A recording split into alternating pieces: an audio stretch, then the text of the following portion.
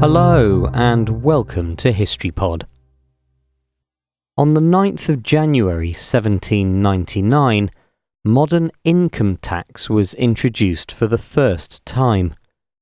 William Pitt the Younger, the British Prime Minister, announced the tax the previous December as a way to pay for the wars against France. The tax then stayed in force until 1802, at which point the Peace of Amiens secured a temporary break from hostilities, but the tax was reintroduced a year later in 1803 after the war recommenced.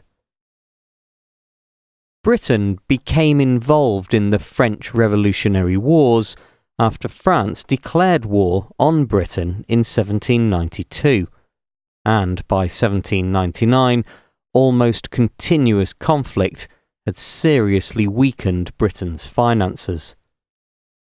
For much of this time, the French had been better organised than the forces of the First and Second Coalitions, and Britain had found itself needing to offer financial support to other coalition members in order to maintain the size of force necessary to take on the French military machine.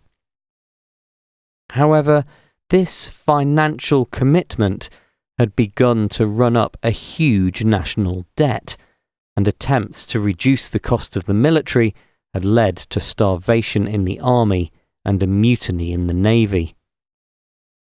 Holding the joint positions of Prime Minister and Chancellor of the Exchequer, Pitt the Younger introduced his graduated or progressive income tax as what he referred to as aid and contribution for the prosecution of the war.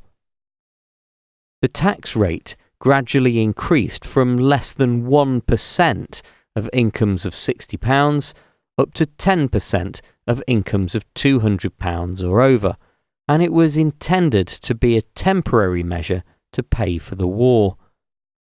Interestingly, war also led the US federal government to introduce its first income tax on the 5th of August 1861, which in turn helped to pay for the American Civil War.